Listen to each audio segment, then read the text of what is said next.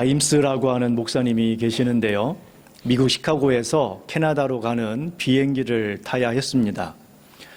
공항에 갔는데 그날따라 사람들이 굉장히 많이 있어서 공항 안이 분주했습니다. 그런데 자기가 탑승해야 될 탑승구를 찾아야 되는데 찾지를 못하겠는 거예요. 여기에 있는가 봐도 없고 또 저쪽에 있는가 가봐도 찾지를 못하겠어요. 공항에 넉넉하게 미리 왔음에도 불구하고 결국 탑승구를 찾지 못해서 시간이 5분밖에 남지를 않은 상황이 됩니다.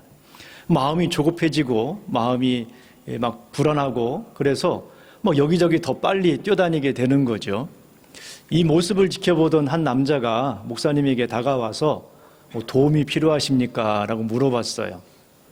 자신이 지금 비행기를 타야 되는데 탑승구를 찾지를 못하고 있다 라고 이야기하면서 티켓을 내밀었어요. 그 사람이 이제 티켓을 딱 보더니만 아이고 선생님 걱정하지 마십시오.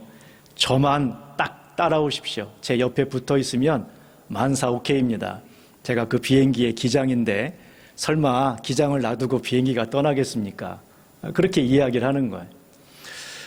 우리가 누구랑 함께 하느냐에 따라서 우리가 걱정을 가져갈 수도 있고 모든 걱정이 다 사라지기도 합니다. 누구와 함께 하느냐가 우리의 미래를 결정합니다. 우리는 지난 시간 또 오늘 맥주 감사절과 관련된 말씀을 함께 나누고 있습니다. 이스라엘은 총 3번의 절기를 지키라고 했어요. 유월절과 맥주절과 그리고 수장절이라고 하는 절기인데요. 이 맥주절 우리가 단어에서도 알 수 있듯이 맥주절이라고 하는 것은 이스라엘 사람들에게 보리의 추수를 마치고 밀의 추수를 시작하는 때예요. 그러니까 이제 보리 추수를 마칠 때 그리고 새롭게 밀의 추수를 시작할 때 이 맥주절을 하나님이 지키라고 하셨습니다. 이 맥주절은 우리로 봤을 때는 1년의 절반이 왔을 때예요. 1년의 절반을 오고 이제 나머지 절반을 시작하는, 그래서 우리 믿음의 선배들이 7월 1일을 맥주절로 잡은 것은 정말 잘한 것 같아요. 지혜로운 것 같습니다. 지난 6개월을 돌아보고 이제 새롭게 7월부터 12월까지 6개월을 시작하는 바로 이 딱 좋은 때에 맥주절을 정한 것이죠. 지난 6개월을 돌아보며 우리가 어떠한 모습을 갖추어야 되는지를 지난주에 살펴보았습니다. 사람들은 뭔가를 기대하며 말하고 행동하고 결정을 합니다. 하지만 우리가 대부분 결정하고 말한 또 기대한 대로 되든가요? 안 되든가요? 잘 안 되죠. 우리가 생각했던 것처럼 잘 되지 않을 때가 많이 있습니다. 그래서 좋은 결과가 나오거나 기대했던 것보다 내가 기대한 만큼만 나와도 별 문제가 없지만 우리가 대부분 기대한 만큼 나오지 않을 때에는 마음 한편에 후회가 돼요. 내가 왜 그때 그런 말을 했지? 내가 왜 그때 그런 결정을 했지? 라고 하는 후회가 마음 한켠에 늘 자리 잡게 됩니다. 원하는 결과가 나오지 않을 때에 사람들이 어떤 선택을 하느냐에 따라서 완전히 내용이 달라지죠. 잘못된 결과, 좋지 않은 결과가 왔을 때 환경을 탓하는 사람이 있어요. 환경 때문에 그래. 누구 때문에 그래. 이렇게 환경을 탓하거나 사람을 탓하는 경우가 있는데 환경 탓을 하다 보면 이제 마음속에 불평이 생기기 시작합니다. 내 안에 불평이 생긴다는 것은 환경 탓을 한다는 거예요. 어떤 사람의 탓을 할 때도 있죠. 사람 탓을 하다 보면 원망하게 됩니다. 마음속에 그 사람에 대한 원망하는 마음이 자연스럽게 생기게 돼요. 그런가 하면 자신 탓을 하는 사람도 있어요. 자신 탓을 하다 보면 내가 왜 그렇게 했지? 라고 하면서 후회하며 스스로에 대해서 자책하는 사람들이 있습니다. 자신을 탓하는 사람도 있어요. 과거를 돌아보며 내가 원하는 결과를 얻지 못할 때, 그럴 때 이렇게 탓을 하거나 원망을 하는 것은 하나님이 원하시는 것은 아닙니다. 물론 우리는 계속해서 좋은 결정을 하려고 노력을 할 겁니다. 하지만 그러나 살다 보면 항상 그것이 좋은 결과, 내가 예상했던 결과만 오는 것은 아니라는 것을 생각해 본다면 우리 안에 항상, 우리의 인생 속에 항상 마음 한편에는 후회와 마음속에 아쉬움이 항상 있게 돼요.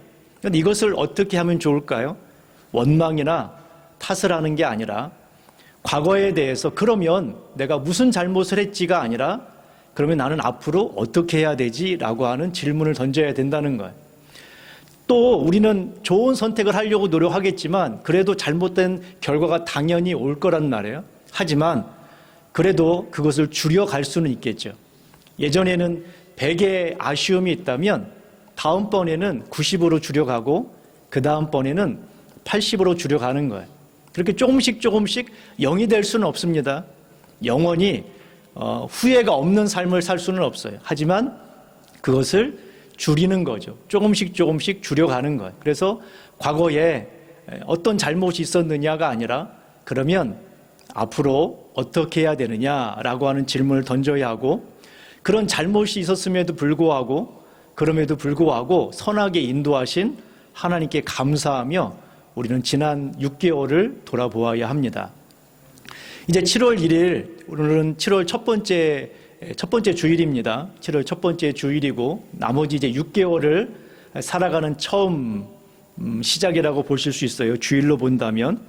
이제 앞으로 우리가 어떻게 살아가는 게 좋을까? 어떤 일이 있을까? 여러분의 삶 속에 어떤 일이 앞으로 펼쳐질 것인지 그리고 그 앞으로 일어난 일들에 대해서 우리가 어떻게 반응해야 하는지 사도 바울의 전도 여행 속에서 어떤 일이 있었는지가 우리가 그걸 살펴보면서 우리의 삶 속에도 똑같은 내용은 아니지만 이런 형태가 나와요. 이런 유형의 일들이 일어나게 된다는 거예요. 그럴 때에 여러분들이 어떻게 반응해야 되는지를 함께 살펴보려고 합니다. 첫 번째, 여러분들이 앞으로 6개월 살아가는 동안에 어떤 일이 있을 거냐면 여러분들이 기대한 것처럼 안 될 때가 있습니다. 자, 그런 일들이 발생을 할 거예요. 우리가 지난 6개월을 살펴볼 때에 내가 기대했던 대로 안 됐네 이랬잖아요. 그런 일들이 있었단 말이에요. 자, 그러면 앞으로를 생각해 볼 때에 지금 내가 꿈꾸고 계획하는 대대로 되는 것도 있지만 안 되는 것도 있겠죠. 분명히 안 되는 것들도 있을 거란 말이에요. 그래서 안 될 수도 있겠구나라고 하는 생각을 해야 되는데 흥미로운 것은 뭐냐면 하나님이 막으실 때가 있다라는 거예요. 하나님이 막으실 때가 있어요. 여러분들의 삶을 하나님이 가로막을 때가 있어요. 사도 바울이 총 전도 여행을 3번을 했습니다. 로마까지 가는 걸 생각하면 4번이라고 말하는 사람도 있는데 일반적으로는 3번에 걸친 전도 여행을 하게 됩니다. 첫 번째 전도 여행은 사도 바울의 고향을 다녀왔어요. 사도 바울이 고향에 가서 복음을 전합니다. 그리고 돌아왔어요. 그리고 조금 시간이 지나고 난 다음에 2번째 전도 여행을 떠나려고 합니다. 2번째 전도 여행은 자신들이 첫 번째 전도했던 곳에 다시 가는 거였어요.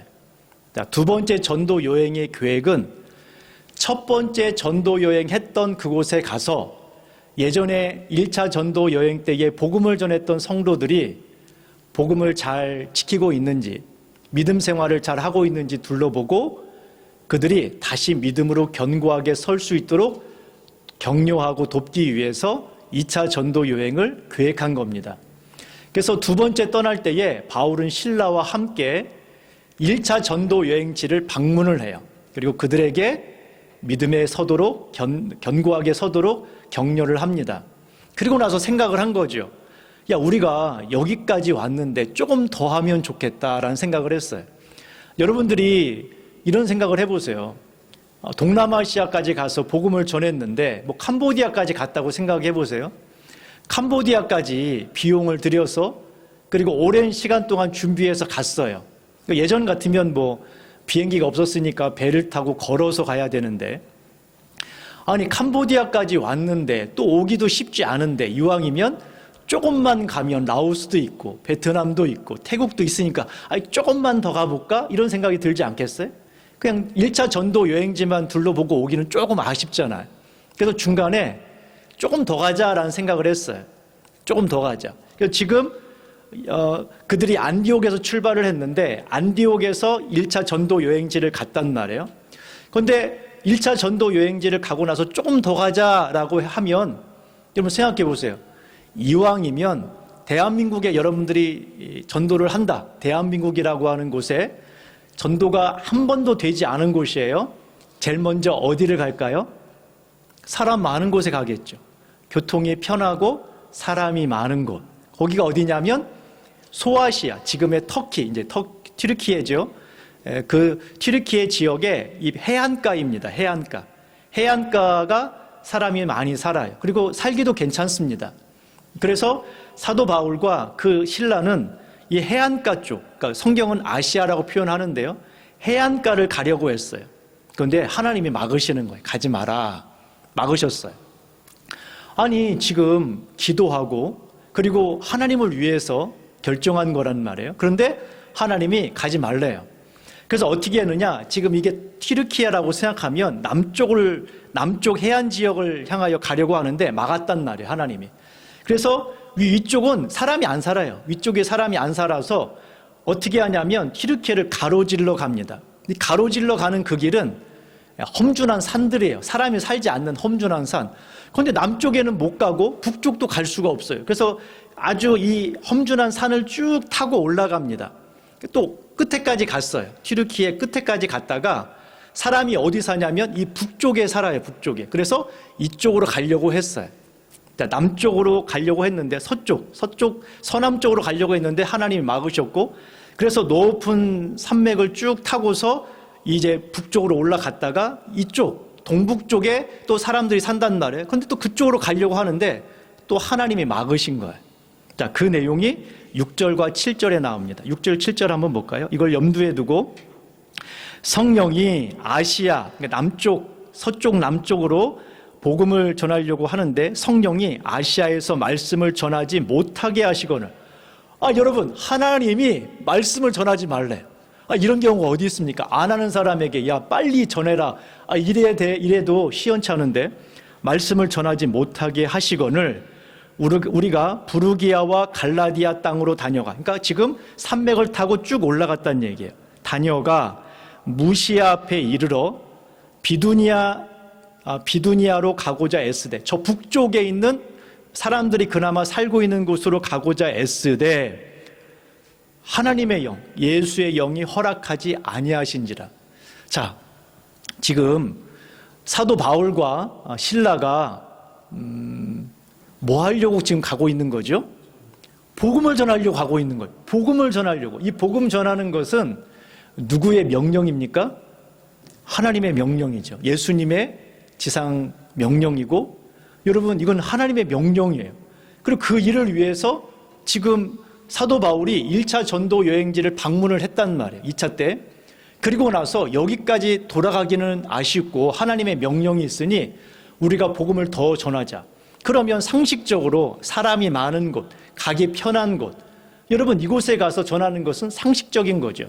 그래서 그 계획을 따라가는데 누가 막으셨다고요? 하나님이 막으셨단 말이에요.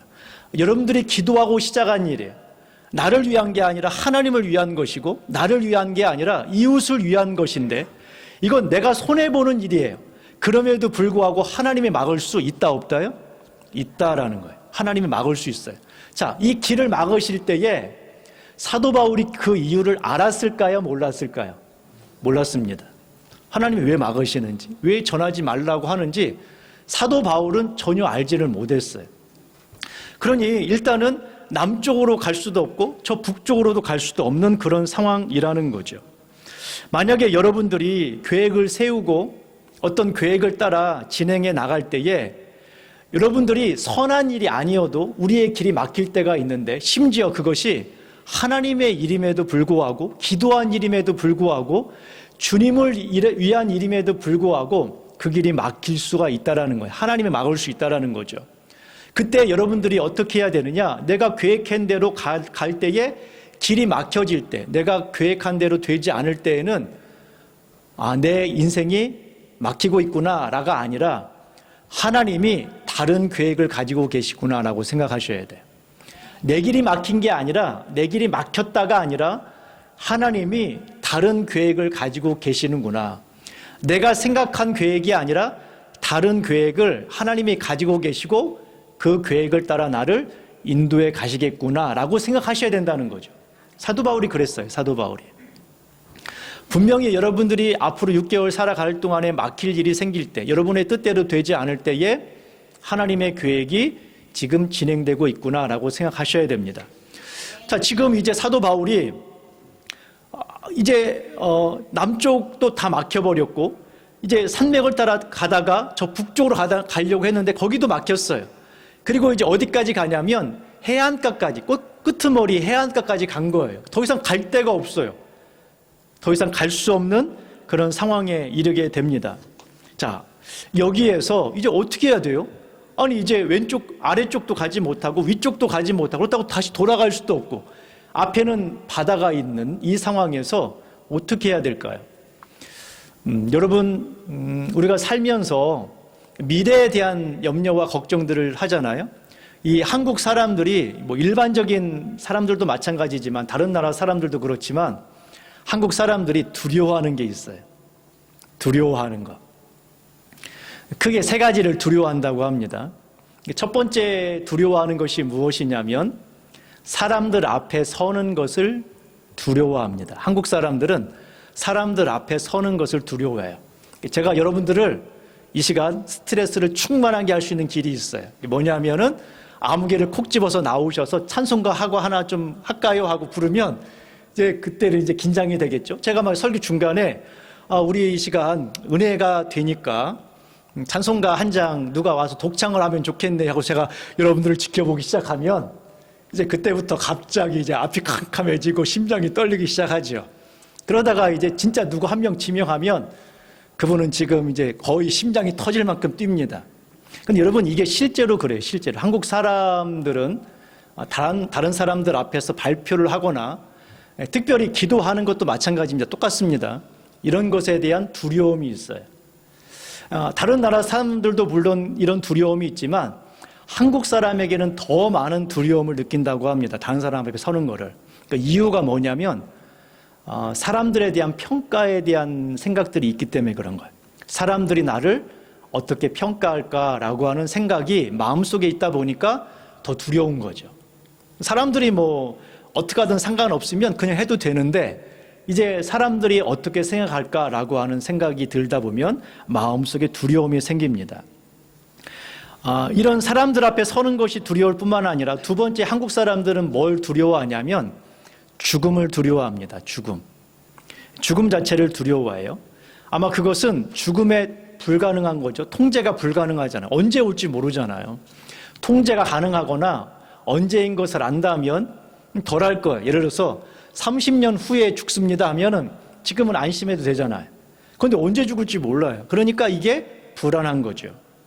또 죽음 이후에 어떤 일을 만날지 안심할 수가 없어요. 그래서 사람들이 마음에 두려움이 있습니다. 흥미로운 것은 한 조사에 의하면 이 죽음이라고 하는 것에 대해서 연령이나 나이가 얼마가 됐든 나이가 어리든 나이가 많든 남자든 여자이든 종교가 무엇이든 상관없이 종교가 있든 없든 상관없이 두려워하는 정도는 비슷하대요.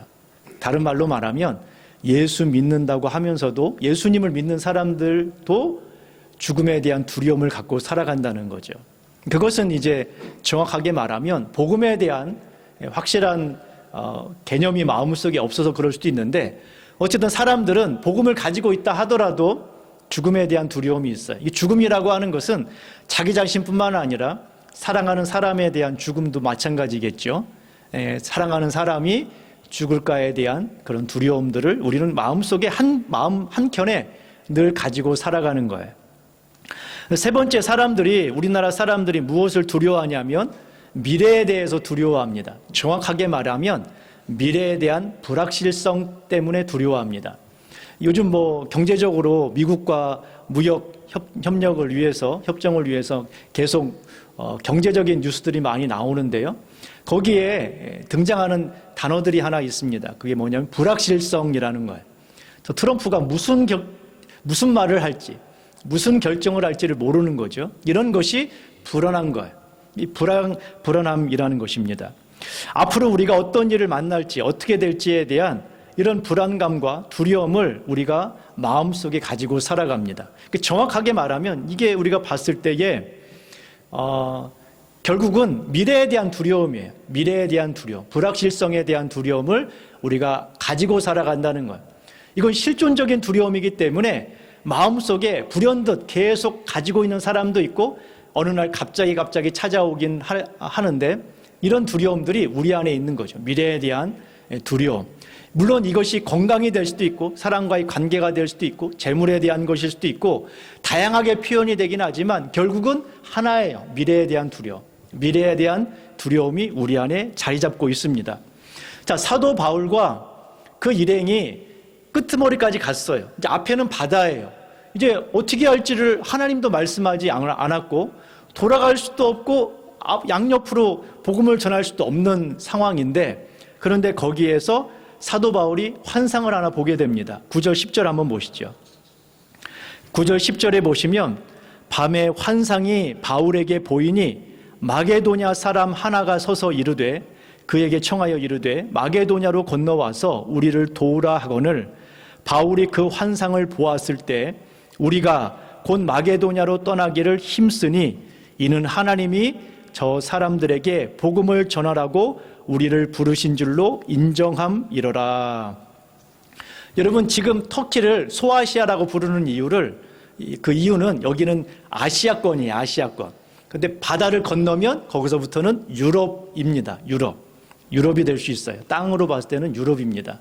그런데 지금 어떻게 할지를 모르겠는 거예요. 바닷가 앞에 딱 섰는데 끄트머리까지 왔는데 이게 뭐 해야 되지 이제? 돌아가야 되나? 이런 상황에 이르게 된 거죠. 사람들이 사는 곳에는 복음을 전하지 못하게 하셨으니까 다시 돌아가야 되는 거야. 이제 어떻게 해야 돼? 라고 하는데 환상이 있었어요. 저 건너편, 바다 건너편에서 사람 하나가 우리에게 건너와라. 우리에게 건너와서 우리에게 복음을 전하라. 라고 하는 환상을 보게 된 거예요. 그래서 바울과 신라가 하나님이 저곳에 가서 복음을 전하라고 하시는가 보다라고 얘기했어요. 자, 이거 잘 보세요. 저곳에 가서 복음을 전하라고 하시는가 보다. 자, 100%예요? 아니면은 한 90%예요? 90%죠. 확실하지 않은 거예요. 지금 이 상황 자체가. 사도 바울과 이 신라는 지금 가라가 아니에요. 지금 하나님이 가가 아니란 말이에요. 그것이 하나님의 뜻인가 보다라고 하는 생각이 들었어요. 그러니까 여러분 어떤 길이 막히고 어떤 길이 열리면 이것이 하나님의 뜻인가 보다라고 생각을 하셔야 된다는 거예요. 예전에 믿음의 선배들이 뭔가를 결정할 때에 잘 모르겠으면 이렇게 결정을 해라고 알려주는 꿀팁이 있어요. 경험에 대한 꿀팁. 그게 뭐냐면 하나님이 평강으로 인도하시는 길, 마음의 편한 길로 인도하실 때 그것을 선택하라라고 하실 때가 있는데 그게 참 지혜로운 거죠. 사도 바울과 신라는 확신을 갖긴 했지만 그 확신은 100%가 아니었어요. 하나님이 잘 보세요. 하나님이 사도 바울의 삶 속에 많이 개입을 하셨는데 천사를 통해서든 아니면 직접 주님께서 야 저곳에 가라고 하신다면 그러면 이건 100%지요. 하지만 지금은 환상을 보았는데 이게 그런 것 같아요. 그런 것 같았단 말이에요. 그렇지만 그것이 하나님의 뜻이라고 믿고 그리고 건너편으로 가려고 합니다. 마게도냐로 건너가는 것은 사도 바울에게는 모험이었어요. 왜냐하면 마게도냐에 대한 계획이 없었단 말이에요. 마게도냐에 대한 계획이 없었어요. 자신이 지금 6개월 동안 살아가면서 2차 전도 여행을 하면서 여러분 마게도냐로 갈 계획이 하나도 없었어요. 우리가 전도 여행을 떠날 때 변수라는 게 있잖아요. 변수라는 게 항상 있으니까 이것저것 저것을 생각을 한단 말이에요. 그런데 적어도 사도 바울과 신라의 마음에는 마게도냐는 아예 계획에 없었어요. 생각에 없었단 말이에요. 거기까지 갈 계획 자체가 없었어요. 거기에다가 계획이 없으면 준비도 없는 거예요. 계획이 없다는 얘기는 준비도 안 되어 있다는 얘기예요. 그런데 지금 건너가야 돼요. 그런데 사도 바울과 신라는 건너가려고 힘썼어요. 건너가려고 힘썼죠. 그게 하나님의 뜻이라고 믿고 건너가려고 힘썼습니다. 다 이해할 수 없었어요. 사도 바울은 이해하고 간 게 아니에요. 이해할 수 없었지만 그것이 하나님께서 인도하는 길이라고 믿고 간 거예요. 여러분, 하나님께서 일하시는 방식이 두 가지입니다. 홍해의 방식이 있고 요단강의 방식이 있어요. 애굽에서 나왔던 이스라엘 백성들이 물을 두 번 건너거든요. 한 번은 홍해이고 한 번은 요단강입니다. 홍해는 하나님이 어떻게 건너게 하셨냐면 밤새도록 물을 갈라서 갈라진 땅을 육지와 같이 건너게 하셨어요. 이게 하나님이 하시는 첫 번째 방식이고, 요단강은 하나님께서 뭐라고 이야기하셨냐면 우기때예요. 우기때. 우리로 말하면 장마철에 막 강에 물이 막 흘러가는데 하나님이 발을 먼저 내디디면 갈라질 거다라고 이야기해요. 물을 밟으면 그때부터 길이 보일 거다. 여러분, 인생의 길에는 두 가지 방식이 있단 말이에요. 하나는 보일 때가 있어요. 아, 이게 하나님의 뜻이구나라고 확실하게 알고 갈 때가 있지만, 때로는 잘 모르지만 그러나 한 발 내디뎌야만 보일 때가 있어요. 한 발 내디뎌야만 보일 때가 있어요. 여러분, 어두운 길에 예전에 후레쉬를 가지고 이제 논두렁을 쭉 간다고 생각해 보세요. 좁은 논두렁을 가는데 후레쉬를 가지고 막 200m 그렇게 안 비춰지잖아요. 약한 불빛에 앞에만 잠깐 보인단 말이에요. 그러면 그 앞에만 보여요. 그 다음에 무슨 상황인지 알지 못해요. 그러나 그 앞길을 후레쉬를 가지고서 바로 앞에만 비춰서 한 걸음 한 걸음 가다 보면 목적지에 이르게 되고 하나님의 뜻을 알게 되는 거죠. 지금 사도 바울에게 하나님이 원하시는 지금의 방식은 뭐였냐면 이럴 수 있잖아요. 야, 사도 바울아, 네가 1차 전도 여행지를 방문하려고 하는데 나에게는 다른 계획이 있어. 나는 너가 유럽에 가기를 바래. 너가 1차 전도 여행지를 방문하고 나서 그리고 시간을 함부로 쓰지 말고 남쪽에도 가지 말고 북쪽에도 가지 말고 곧바로 가로질러서, 정말 여러분 아까 말씀드렸던 것처럼 남쪽에 못 갔잖아요. 저 북쪽으로도 못 갔어요. 그냥 산맥으로 어려운 길을 갔어요. 사람들도 다니지 않고 살지 않는 어려운 산맥을 쭉 통과했단 말이에요. 그러면 여러분, 하나님께서 미리 이야기할 수 있잖아요. 내가 너를 어려운 길로, 그러나 그것은 제일 빠른 길이야. 제일 빠른 길로 곧장 드로아로 가서 드로아에서 배를 타고 마게도냐로 건너가게 할 거야. 그러니 너는 앞으로 이렇게 해. 한마디도 하지 않았단 말이에요. 그러나 사도 바울이 몰랐어요. 하지만 한 걸음 한 걸음 하나님이 인도하실 것을 신뢰하고 가면 길이 보이기 시작한다는 거예요. 그런데 여러분, 우리가 확실한 답을 찾고 가기를 원하지요. 우리는 안전한 길을 찾으려고 해요. 본능적으로 그래요. 그래서 안전한 길, 확실하게 눈에 보이고 난 다음에, 길이 보이고 난 다음에 가려고 해요. 그러다 보니까 홍해를 건널 수는 있는데 요단강은 건너지 못하는 거예요.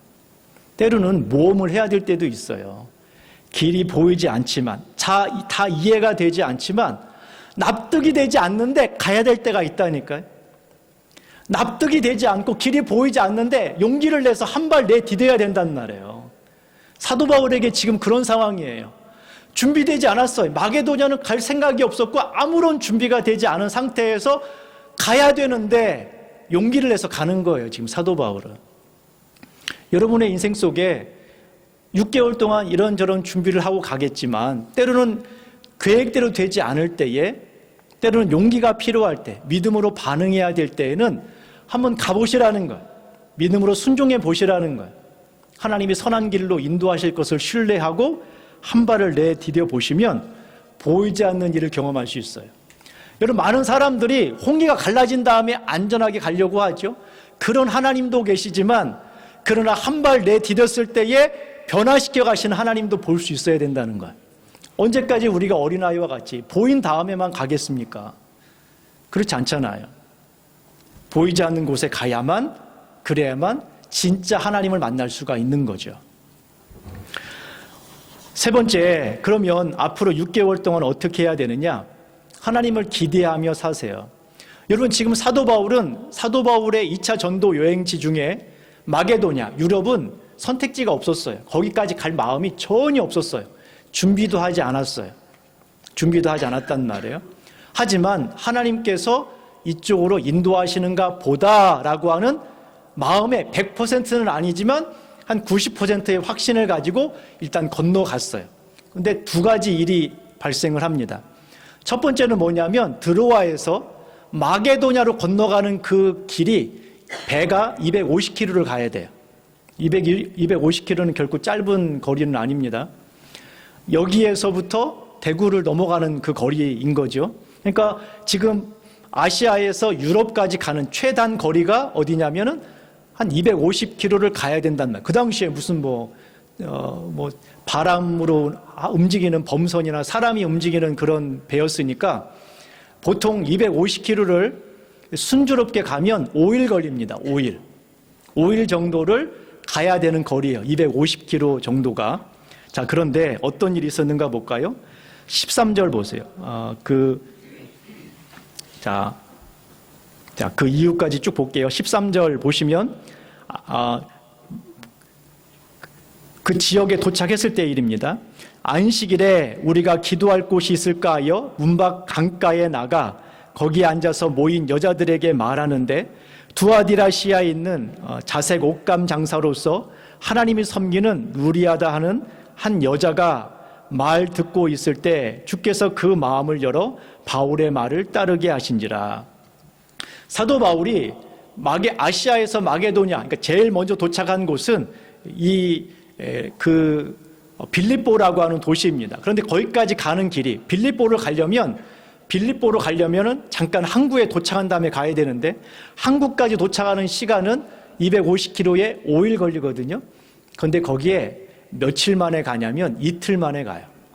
아주 순풍이 분 거죠. 순풍이 불어서 5일 가야 될 거리. 나중에 사도 바울이 돌아올 때 5일이 걸렸던 거리를 이틀 만에 지나가 버린 거예요. 얼마나 빨리 갔는지 단 이틀 만에. 여러분 생각해 보세요. 5일 만에 할 일을 이틀 만에 간다는 게 쉬운 일이 아니죠. 하나님이 순풍을 불게 하셨어요. 그리고 나서 그곳에 도착을 해서 이제 첫 번째 성이었던 빌립보에 갔습니다. 원래 제일 먼저 사도 바울이 여행지를 가면 제일 먼저 가는 곳이 회당입니다. 회당은 우리로 말하면 한인회라고 보시면 돼요. 한인회. 회당에 가면 뭐가 해결이 되냐면 잠자리가 해결돼요. 회당은 학교 기능도 있고 유대인들에게 법원 기능도 있고 그 다음에 여관과 같은 기능도 있고 직업 소개소와 같은 기능들을 회당이 다 했어요. 그래서 제일 먼저 이 빌립보라는 도시가 굉장히 큰 도시거든요. 이 빌립보에 가서 회당부터 찾았어요. 또 회당이 없어요. 왜냐하면 회당은 유대인 성인 남자 10명이 있어야만 세울 수가 있어요. 그런데 빌립보에는 유대인 성인 10명이 없는 거예요. 회당이 없어서 지금 며칠 동안 어리둥절했죠. 여기는 아무것도 준비가 되어 있지 않는 상태인 거예요. 자, 그런데 회당이 없을 때 유대인들은 어떻게 하냐면 강가에 모여서 함께 기도합니다. 함께 강가에 모여서 회당이 없으니까 강가에 모여서 이제 기도를 하는 그러게 일반적인 문화예요. 그래서 사도 바울이 안식일이 되었을 때 회당은 없으니까 회당 찾아봤는데 회당은 없으니까 강가로 가봤어요.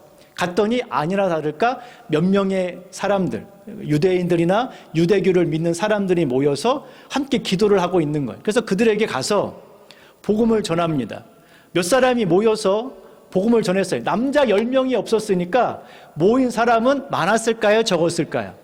적었죠. 굉장히 적었을 거예요. 소수의 사람이었는데 그런데 우리가 읽었던 13절, 14절에 보는 것처럼 거기에 루디아라고 하는 여자가 말씀을 듣다가 하나님이 그 여인의 마음을 여셨어요.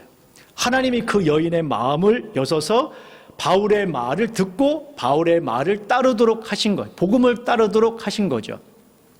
루디아가 자신과 자신의 집의 사람들이 함께 세례를 받고 사도 바울을 자신의 집으로 영접해서 그것도 그냥 여기서 복음을 전하십시오. 이곳에 지내면서 준비가 안 됐잖아요. 아무런 준비가 되어 있지 않은 상태였는데 그런데 바울을 자신의 집으로 초대해서 그냥 초대한 게 아니라 강권했다고 이야기했어요. 쉽게 말하면 이런 거죠. 다른 집에 가면 제가 시험에 듭니다. 이런 거예요. 우리 집에 반드시 머물러야 됩니다. 이거 안 하면 저 진짜 교회 떠날 겁니다. 이런 식으로 지금 사도 바울을 자신의 집에 강권해서 모신 거예요. 그런데 여러분 이 루디아라고 하는 여인은 어떤 사람이냐면 자주 옷감, 붉은색 옷감을 무역하는 무역상이었어요. 여자였지만 무역상이었습니다. 자신의 집을 그 집에서 사도 바울이 지내면서 복음을 전하도록 했어요. 루디아의 집이 빌립보 교회입니다. 루디아의 집이 빌립보 교회. 여러분들이 신약성경에 빌립보서가 루디아의 집에 보내는 편지라고 보시면 돼요. 그 집에 모였어요. 그리고 사도 바울이 빌립보에서 복음을 전할 때에 전적인 경제적인 후원을 해주었고, 사도 바울이 빌립보를 떠나서 여러 지역을 방문을 할 때에도 계속해서 경제적인 후원과 그리고 이제 기도의 후원들을 이 빌립보 교회가 해줍니다. 사도 바울이 다른 전도 지역에 가가지고서 후원을 받지 않았어요. 왜냐하면 사도 바울에 대한 오해 때문에 사도 바울이 후원을 받지 않았습니다. 후원을 받으면 어떤 일이 발생을 하냐면 사도 바울이 사람들을 속이고 돈을 갈취해서 도망간다, 이런 일들이 있었기 때문에 당시 사도 바울을 사기꾼으로 여기는 사람들이 있었기 때문에 사도 바울이 사례비를 받지 못한 채 일을 해야 되는 상황이었어요. 그런데 사도 바울이 다른 교회들의 후원은 받지 않는 반면에 빌립보 교회의 후원만큼은 받았어요. 이유가 뭐냐면 바로 사도 바울의 진심을 이해하는 교회가 빌립보 교회였고, 그리고 그것을 알았기 때문에 그런 거예요. 사도 바울이 로마 감옥에 있을 때에도 빌립보 교회는 경제적으로 후원했어요. 그러니까 여러분, 우리가 알 수 있는 것은 무엇이냐면 사도 바울이 용기를 가지고 준비되지 않았지만, 그리고 아무런 계획에도 없었지만 하나님이 인도에 가실 거예요. 100%도 아니었어요. 한 7, 80%의 확신을 가지고 그 길을 한 걸음 한 걸음 내디뎠더니 하나님께서 그곳에 순풍을 만나게 하셔서 5일 가야 될 거리를 이틀 만에 가게 하셨고, 전혀 준비되지, 회당이 있어야 되는데 회당이 없는 그곳에서 회당이 있어서 지원받는 것보다 더 훌륭한 믿음의 사람들을 만나게 하신 거란 말이에요. 만남의 복을 예비하셔서 훌륭하게 그 사역을 감당하게 하신 거죠. 2025년도 하반기 하나님께서 여러분에게 며칠 날 어떤 일이 있을 거야 라고 말하시면 좋긴 하겠죠. 안전하고 좋을 거예요. 하지만 우리는 어떤 일을 만날지 알지 못한 채 불안한 상태로 미래를 시작해야 됩니다. 우리 마음 한편에 어떤 일을 만날지 알지 못하기 때문에 두렵고 걱정스러운 게 사실이에요. 이게 본질적으로, 실존적으로 그런 마음이 있습니다. 하지만 그러나 사도 바울의 여정을 보면 뭔가가 막히고 있다면 내 계획대로 안 되네가 아니라 하나님께서 다른 계획을 가지고 계신가 보다라고 생각하시면 돼요. 물론 100%의 확신이 아니라 사도 바울도 한 70%, 80%의 확신을 가지고 걸어갔던 것처럼 한 발 한 발 용기를 가지고 하나님이 보여주시는 대로 한 발 내디뎌야 될 때도 있단 말이죠. 하지만 주님을 신뢰한다면 하나님이 선하게 인도하실 거예요. 자, 그러면 뒤를 돌아서 한번 보시죠. 한참의 시간이 지나서 사도 바울이 빌립보에서 과거를 한번 돌이켜보자는 거예요. 과거를 돌이켜보면 1차 전도 여행지만 방문하고 다시 돌아가려고 했던 그들의 삶 속에서 여러분, 그 1차 전도 여행지를 방문하고 나서 아시아로 가는 것이 막혔잖아요. 나쁜 건가요? 나쁜 게 아닌 거예요. 산맥을 따라 힘들게 갔지만 그 길이 결코 나쁜 게 아니에요. 아시아로 가는 가장 빠른 길이에요. 과거에서는 나에게는 힘든 길이었고 길이 막히는 길처럼 보였지만 지나고 보았더니 아시아로 가는 가장 빠른 길이었단 말이죠. 그리고 2차 전도 여행을 마치고 돌아가는 길에 하나님은 아시아를 들리게 하십니다. 그리고 본격적인 아시아 전도는 3차 전도 여행 때 일어나게 돼요. 그러니까 여러분, 나는 2차 때 계획을 가졌어요. 2차 때, 그것도 원래는 계획은 없었지만 2차 때에 아시아를 복음을 전해야 된다라고 하는 생각을 하였지만 하나님은 2차가 아니라 3차 하도록 하신 거예요.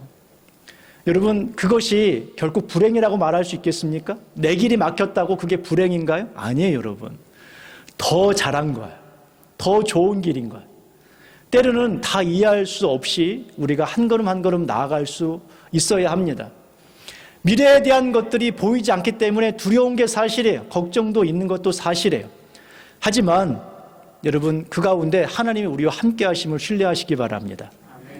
하나님이 믿을 만한 불이 나면 여러분의 길을 선하게 인도하실 것이고, 힘들고 어려운 상황들을 만난다 하더라도 그것마저도 합력하여 선을 이루어 가실 거라는 거예요. 두려움 없이, 염려가 아니라, 두려움이 아니라 주님을 향한 소망과 신뢰를 가지고 남은 6개월을 살아가는 우리가 되기를 소망합니다.